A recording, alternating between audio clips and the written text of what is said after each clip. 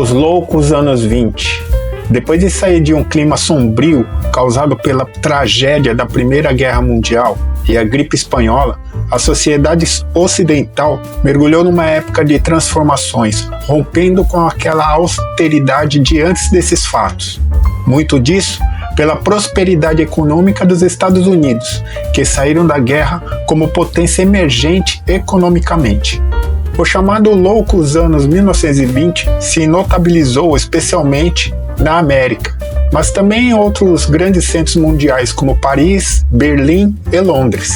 Porém, foi na América onde a prosperidade econômica fervilhava e que homens e mulheres vislumbravam maior liberdade. Época das melindrosas, mulheres que fumavam em público e usavam vestidos mais curtos e sem espartilho e anáguas, que suas mães e avós vestiam. Os cabelos eram curtos e não mais presos debaixo de chapéus enormes, como era a moda, como era antes. Os homens se dedicavam aos esportes e frequentavam clubes e festas regadas a muita bebida alcoólica, que a despeito da lei seca, corria clandestinamente, fazendo crescer um negócio milionário para a máfia, com seu contrabando e distribuição. Uma época de inovações com o surgimento do rádio, o gramofone e os automóveis a preços populares.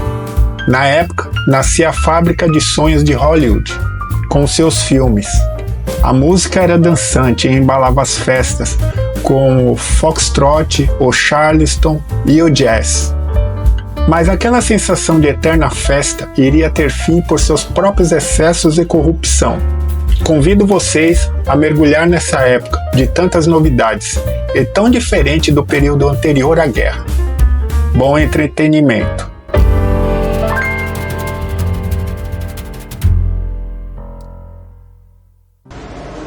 O cinema tornou-se o lazer de multidões. Em 1927, por exemplo, vendiam-se por semana nos Estados Unidos 60 milhões de bilhetes. Em 1929 já eram 110 milhões. Foi a era de ouro de Hollywood, entre 1915 e 1925, o mais importante centro cinematográfico do mundo. Ali estavam os estúdios da Universal, da Fox, Paramount e Metro-Goldwyn-Mayer. Os filmes eram mudos e traziam legendas que faziam a narração e o diálogo. A projeção era acompanhada de música ao vivo. Por isso toda a sala de cinema tinha que ter um espaço para uma pequena orquestra, ou no mínimo um piano. Entre as estrelas e astros da década de 1920 destacam-se Greta Garbo, Bebe Daniels, Rodolfo Valentino, Charlie Chaplin, com seu personagem Carlitos, e a dupla de comediantes, o Gordo e o Magro, Stan Laurel e Oliver Hart, respectivamente. No final da década, o filme O Cantor de Jazz, de 1927, com Al Jolson, lançou o filme falado. Mas ainda levaria um tempo para o cinema sonoro se popularizar e as salas de exibição continuarem mantendo um pianista para tocar durante a projeção do filme. Desenhos animados fizeram enorme sucesso de público. O Gato Félix, lançado em 1919, teve nos anos 1920 seu período de maior popularidade. O personagem Mickey Mouse, criado por Walt Disney, foi lançado em 1928 em um filme falado e logo se tornou um dos personagens mais famosos em todo o mundo. Pode-se afirmar que o cinema nasceu e se popularizou nesta década. E é interessante pensar que 100 anos depois, em 2020, estejamos presenciando uma nova transformação em como consumimos este produto, cada vez mais saindo das tradicionais salas de exibição para o conforto de nossas casas com o serviço de streaming, que parece ter vindo para ficar.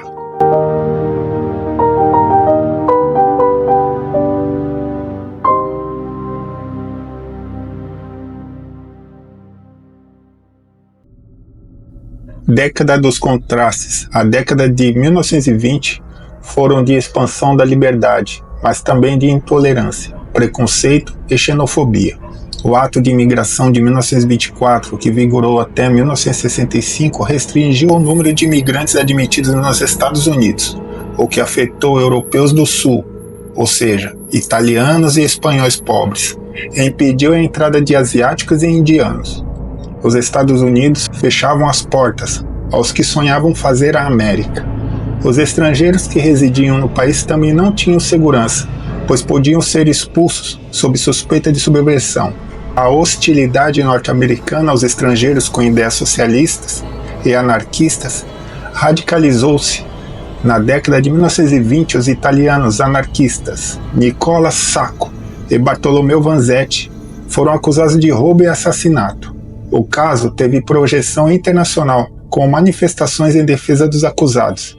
Nem mesmo a confissão de outro preso assumindo a autoria dos crimes foi considerada. Sacco e Vanzetti foram condenados à morte e eletrocutados em 1927. A xenofobia, a aversão a estrangeiros, norte-americana chegou ao extremo com a Ku Klux Klan, organização racista fundada em 1865 no sul dos Estados Unidos e que apoiava a supremacia dos brancos e protestantes. A KKK organizava expedições punitivas contra negros, judeus e católicos imigrantes, sindicalistas e comunistas, praticando todo tipo de violência, de ameaça verbal à tortura física e ao assassínio. Estima-se que na década de 1920 a organização possuía 4 milhões de integrantes. Ser negro e pobre nessa época, especialmente no sul dos Estados Unidos, era decididamente correr risco de ser espancado, enforcado e morto por esses grupos racistas.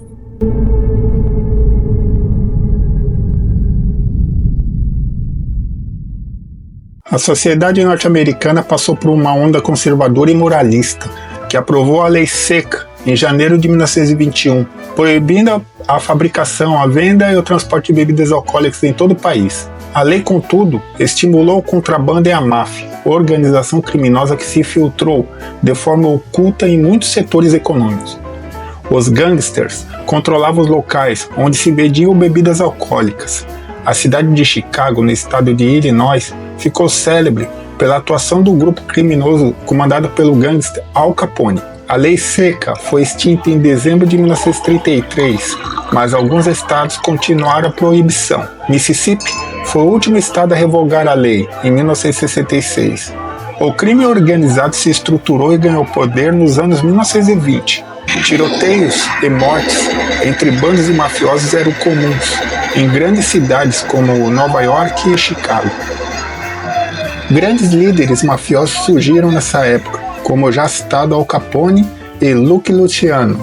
Os assassinatos estavam na ordem do dia nessas organizações, e o cinema até glamourizou os mafiosos com filmes de sucesso na época.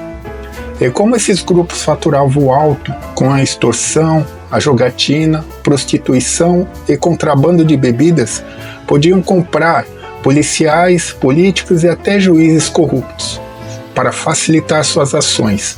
Nas grandes cidades a vida podia ser estimulante, vibrante, mas também muito, muito perigosa.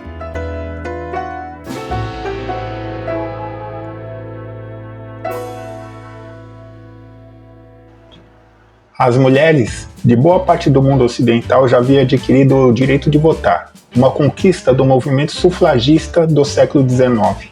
A grande mudança ocorreu na moda e nos costumes sociais. As mulheres da década de 1920 deixaram seus espartilhos e passaram a usar cabelos curtos, pálpebras pintadas de cor escura, lábios vermelhos, vestidos decotados e na altura do joelho, meias cor da pele, as chamadas melindrosas ou flapper em inglês. Iam à praia de maiô inteiriço, fumavam em público, dirigiam seus próprios carros e falavam sobre sexo. O Charleston, dança vibrante com os movimentos rápidos de pernas e braços, contagiou a jovens em festas e reuniões da alta sociedade e no meio intelectual. Casais homoafetivos sentiam-se livres para se mostrarem. O jazz, ritmo de influência africana nascido em Nova Orleans, ganhou popularidade nos Estados Unidos e influenciou a música ocidental na mesma década. Marcado pela improvisação musical executada no saxofone e no trompete, o jazz atraiu um enorme público para os clubes noturnos no Harlem, bairro negro de Nova York. Ali se apresentavam bandas que projetavam artistas negros como Duke Ellington e Louis Armstrong.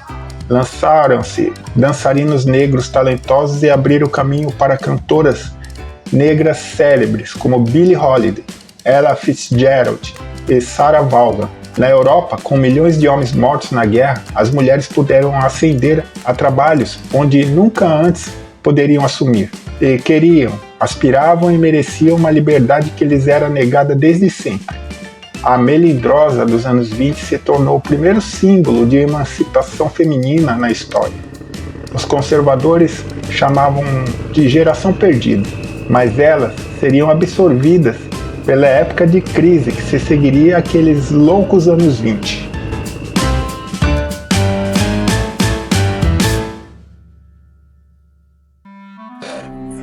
A Europa sozinha não conseguiria ser reconstruída após a guerra. Por conta disso, os Estados Unidos emprestaram enorme quantidade de dinheiro para que os países europeus assim o fizessem. A economia americana estava em tamanha ascensão que não era cobrada dos europeus o pagamento do empréstimo concedido. Esse boom econômico fez com que o norte-americano começasse a investir seu dinheiro no mercado financeiro, aumentando assim a especulação monetária. As ações das empresas da Bolsa de Valores tiveram um aumento significativo. Os investidores compravam essas ações para depois revendê-las, dando a sensação de prosperidade, o que não correspondia à realidade. Nessa época, quem estava no poder nos Estados Unidos era o Partido Republicano. Os presidentes até então adotavam o liberalismo econômico e o princípio de não intervenção do Estado na economia. Dessa forma, as ações da Bolsa de Valores não eram fiscalizadas pelo governo, permitindo que o mercado conduzisse sozinho as atividades financeiras. Além disso, o crédito concedido para os consumidores internos e para os países europeus se reconstituírem não era regulado. Ou seja, o dinheiro era oferecido sem nenhuma condição de pagamento. As principais causas da crise foram manutenção do ritmo acelerado da produção norte-americana, desprezando a dinâmica de consumo, a concessão de crédito sem nenhuma garantia de retorno do dinheiro emprestado e a especulação financeira. A falsa prosperidade que camuflava a real situação financeira do país. No dia 24 de outubro de 1929, entrou para a história como a Quinta-feira Negra, pois foi quando a economia norte-americana quebrou. Neste dia, os investidores colocaram 12 milhões de ações à venda, o que gerou pânico no mercado financeiro. Nos dias seguintes, esse movimento de venda de ações só aumentou, o que gerou desvalorização dessas ações. Era o fim do período de prosperidade e euforia dos Estados Unidos. Não demoraria para que a crise se alastrasse pelo país inteiro e colocasse na pobreza quem passou os últimos anos consumindo exacerbadamente e levasse ao caos econômico e social para o mundo todo. Enfim, o desemprego, a pobreza e o desespero bateram a porta, cobrando os excessos dos chamados loucos anos 20.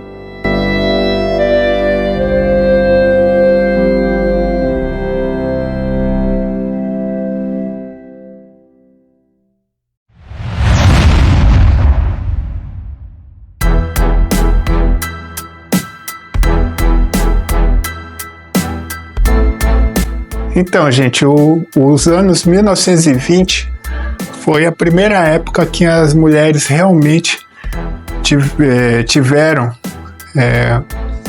puderam ter a chance de se emancipar, sair daquele patriarcado que até então se configurava, pelo menos na Europa e na América, naquela época, né? Ou em todo o mundo ocidental. E as melindrosas foram o símbolo maior desse primeiro vislumbre aí, vamos chamar aí do feminismo. Depois, tudo foi engolido pela Grande Depressão que ocorreu após a queda da Bolsa de Valores de 1929, que impactou no mundo todo, inclusive aqui no Brasil, com a queda da elite cafeeira, o que resultou na Revolução de 1930, né, e a ascensão posteriormente de Getúlio Vargas. Então foi Essa ocorrência da quebra da Bolsa de Valores em 1929 foi o que eu expliquei no vídeo, um excesso econômico de superprodução e de desvario, né? Inclusive que alimentou e muito a máfia americana e ajudou a ela se estruturar e atuar aí por décadas, né? Pelas décadas posteriores. Então esse foi o vídeo, eu espero que vocês tenham gostado e a história vive no passado, no presente, moldando o futuro. Valeu!